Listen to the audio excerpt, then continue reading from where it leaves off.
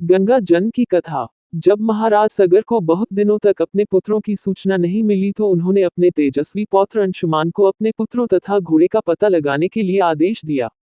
वीर अंशुमान शस्त्रास्त्रों से सुसज्जित होकर उसी मार्ग से पाताल की ओर चल पड़ा जिसे उसके चाचाओं ने बनाया था। मार्ग में जो भी पूजनीय ऋषि मुनि मिले उनका यथोचित सम्मान करके अपने लक्ष्य के विषय में पूछता हुआ उस स्थान तक पहुंच गया जहां पर उसके चाचाओं के भस्मीभूत शरीरों की राख पड़ी थी और पास ही यज्ञ का घोड़ा चल रहा था। अपने चाचाओं के भस्मीभूत शरीरों को देखकर उसे बहुत दुख हुआ। उसने उनका तर्पण करने के लिए जलाशय की खोज की किंतु उसे कहीं जलाशय दिखाई नहीं पड़ा। तभी उसकी दृष्टि अपने चाचाओं के मामा गरुड़ पर पड़ी।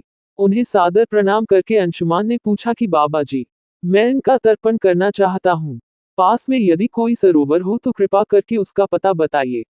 यदि आप इनकी मृत्यु के विषय में कुछ जानते हैं तो वह भी मुझे बताने की कृपा करें।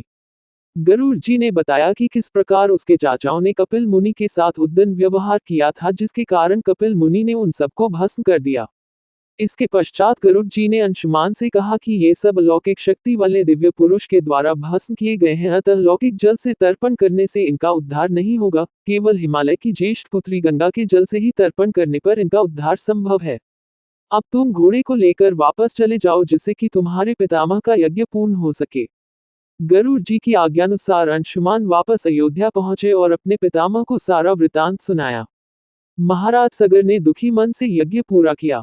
वे अपने पुत्रों के उद्धार करने के लिए गंगा को पृथ्वी पर लाना चाहते थे पर ऐसा करने के लिए उन्हें कोई भी युक्ति न सूझी।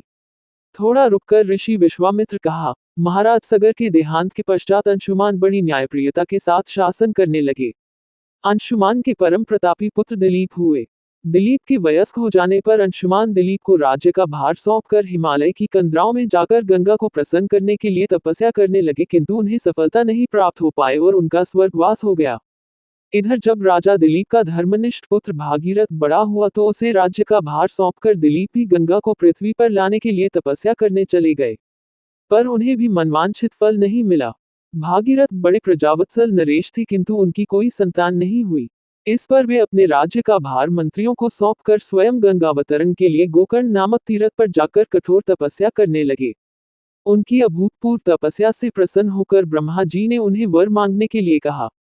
भागीरथ ने ब्रह्मा जी से कहा कि हे प्रभु, यदि आप मुझ पर प्रसन्न हैं तो मुझे यह वर दीजिए कि सगर के पुत्रों को मेरे प्रयत्नों से गंगा का जल प्राप्त हो जिससे कि उनका उद्धार हो सके।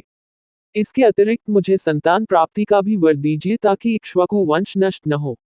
ब्रह्मा जी ने कहा कि संतान का तेरा मनोरथ शीघ्र ही पूर्ण होगा, किंतु तुम्हारे मांगे गए प्रथम वरदान को देने में कठिनाई यह है कि जब गंगा जी वेग के साथ पृथ्वी पर अवतरित होंगी तो उनके वेग को पृथ्वी संभाल नहीं सकेगी।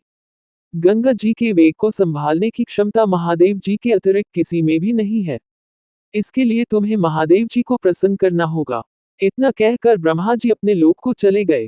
भागीरथ ने साहस नहीं छोड़ा। वे 1 वर्ष तक पैर के अंगूठे के सहारे खड़े होकर महादेव जी की तपस्या करते रहे। केवल वायु के अतिरिक्त उन्होंने किसी अन्य वस्तु का भक्षण नहीं किया। अंत में इस महान भक्ति से प्रसन्न होकर महादेव जी ने भागीरथ को दर्शन देकर कहा कि हे भक्त श्रेष्ठ, हम तेरी मनोकामना पूरी करने के लिए गंगा जी को अपने मस्तक पर धारण करेंगे। इसकी सूचना पाकर विवश होकर गंगा जी को सुरलोक का परित्याग करना पड़ा।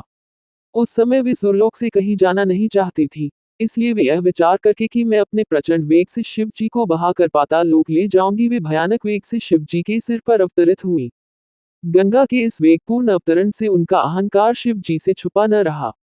महादेव जी ने गंगा की वेगवती धाराओं को अपने जटाजूट में उलझा लिया।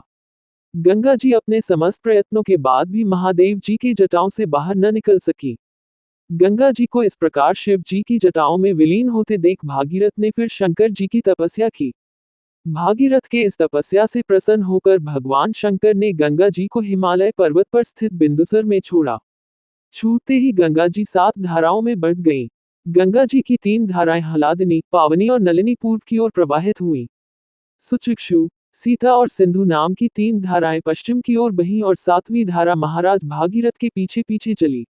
जिधर जिधर भागीरथ जाते थे, उधर उधर ही गंगा जी जाती थी। स्थान स्थान पर देव, यक्ष, किन्नर, ऋषि मुनि आदि उनके स्वागत के लिए एकत्रित हो रहे थे। जो भी उस जल का स्पर्श करता था, भव बाधाओं से मुक्त हो जाता था।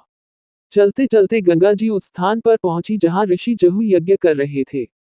गंगा जी अपने वेग से उनके यज्ञशाला को संपूर्ण सामग्री के साथ बहाकर ले जाने लगी। इससे ऋषि को बहुत क्रोध आया और उन्होंने क्रुद्ध होकर गंगा का सारा जल पी लिया। ये देखकर समस्त ऋषि मुनियों को बड़ा विस्मय हुआ और वे गंगा जी को मुक्त करने के लिए उनकी स्तुति करने लगे। उनकी स्तुति से प्रसन्न होकर जहां ऋषि ने गंगा जी को अपने कानों से निकाल दिया और उन्हें अपनी पुत्री के रूप में स्वीकार कर लिया। तब से गंगा जाह्नवी कहलाने लगी। इसके पश्चात वे भागीरथ के पीछे चलते चलते समुद्र तक पहुंच गईं और वहां से सगर के पुत्रों का उद्धार करने के लिए रसातल में चली गईं। उनके जल के स्पर्श से भस्मीभूत हुए सगर के पुत्र निष्पाप होकर स्वर्ग गए। उस दिन से गंगा के 3 नाम हुए, त्रिपदका, जाह्नवी और भागीरथी।